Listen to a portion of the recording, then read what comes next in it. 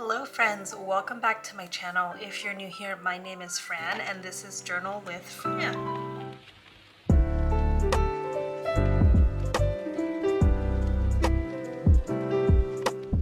Welcome back to all of my returning stationery friends. Welcome for the first time if you're new here. Today is kind of an overwhelming video for me because it's just going to require a lot of work, but today I am going to be redoing my INKVENTORY, if you will, basically the inventory of all of the ink samples that I own, as well as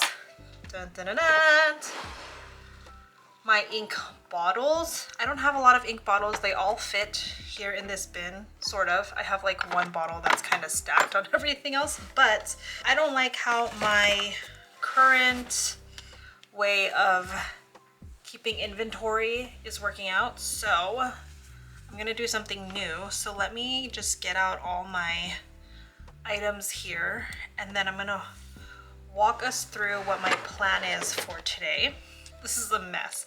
Okay, so currently this is what I have been doing with my ink swatches. I have this 6-ring binder. I think this is technically like an A6 rings, but I just got this off Amazon, and it's not like, it's like super cheap, right? I don't even know, like it says Skydew, what? Anyways, I didn't really need it to be super fancy. I was keeping a purchase history of every pen I've purchased and sold. I'm behind because I've obviously purchased a couple of pens since September, so that's backlog. I also have an ink log of when I've purchased samples, just in case I need to like quickly see if I want to restock or if I'm trying I want to try new inks, but then I've tried it before and I don't like it. So I haven't really been keeping up with the Kardashians, just kidding. I haven't been keeping up with my ink things. So the whole thing just needs work. So anyways, I also got these card file inserts and I've been using the coloring paper to swatch my inks and then just kind of put them here.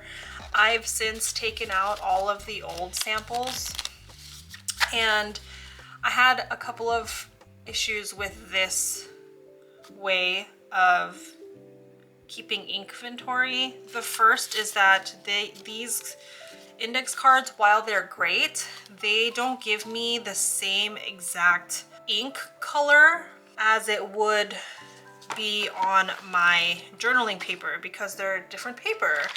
The difference is not like super crazy, but it's enough that I don't like this way of keeping inventory anymore. So that was my first problem. And then my second problem was there was no way for me to know if the swatch was from a bottled ink or an ink sample. And so that was my bad. I think later on when I started switching my method, some of these cards have like this. This is a tiny icon sticker from Coffee Monsters Co. And I think this was my way of indicating that it was a sample, but then I forgot to keep up with that.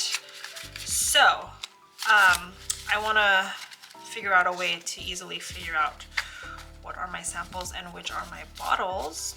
So I am still going to keep this, but I'm going to redo all the samples on Tomoe River paper. And basically what I did was I cut down Tomoe River paper from this notebook here, as you could see, and I basically cut them down to the size of the card slot.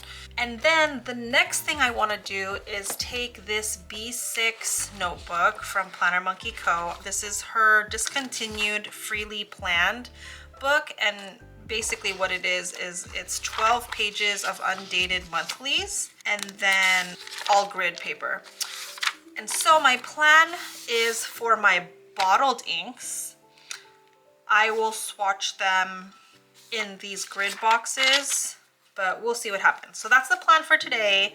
I'm gonna go ahead and time lapse all of the beginning parts, and then if I want to chime in with some thoughts, I'll either do a voiceover or I'll stop and talk through what's been swatched.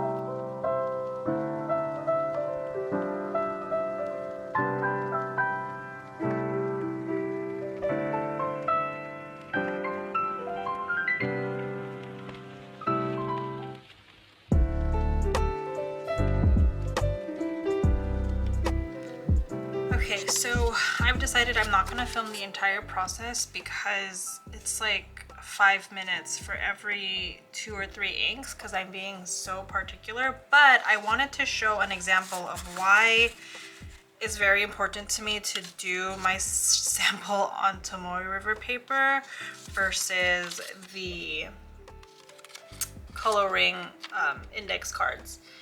And this is why. Like, I love that I'm able to see like the lighter color of the ink, but in reality that's not how it's going to go down on paper when I'm writing, especially because I am more of an extra fine nib girly. I use really fine nibs. I write really small, so realistically I'm gonna get these darker colors of all the inks. And so I don't know if you can see the difference in like the index card versus the Tomoe River paper, but I see it. And yeah, I think another example would be the Robert Oster Day to Night.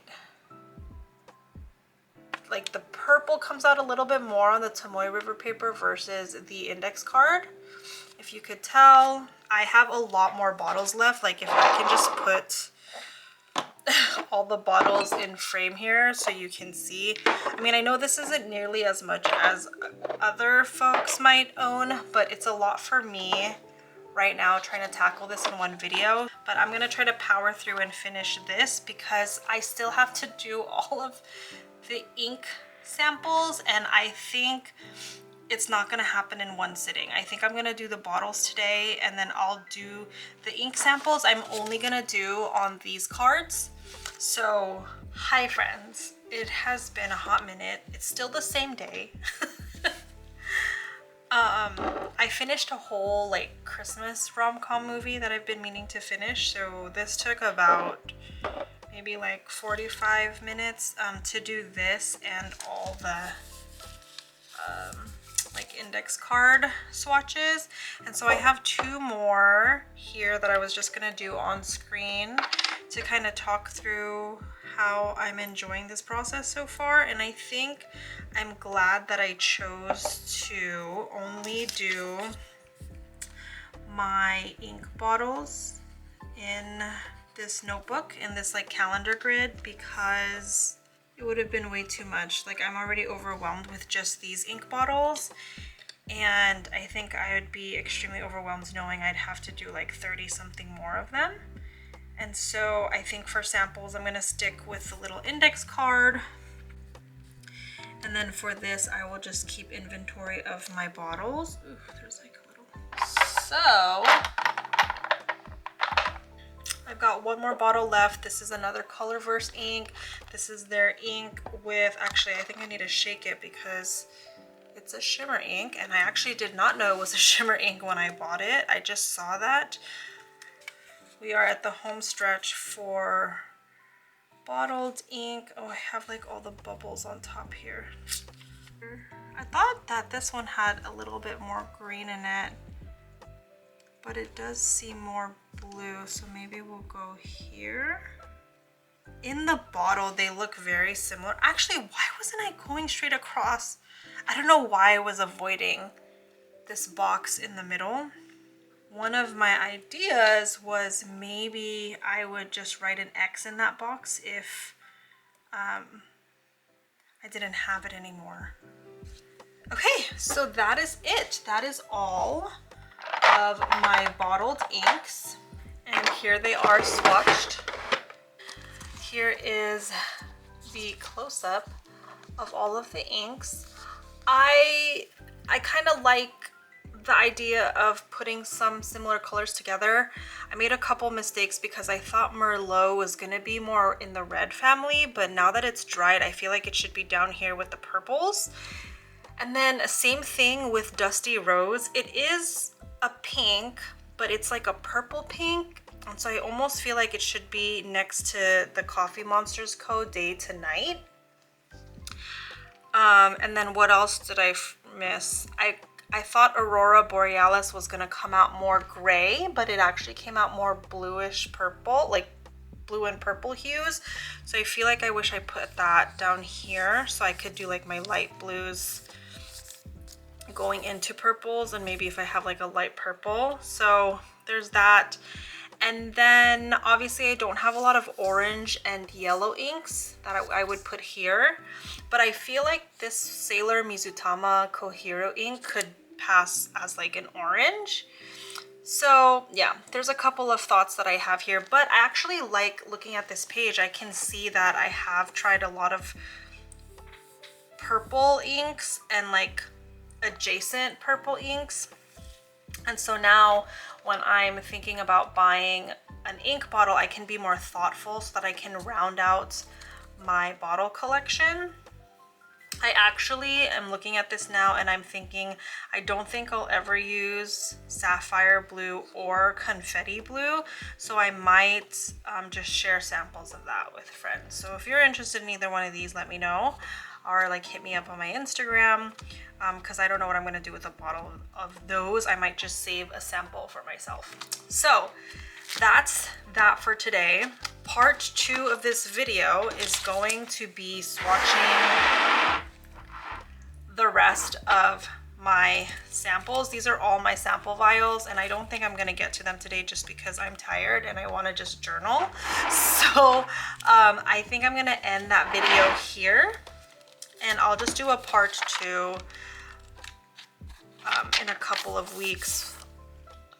But here it is, friends. Let me know which of my bottled inks is your favorite, or if we're twinsies on any of these inks.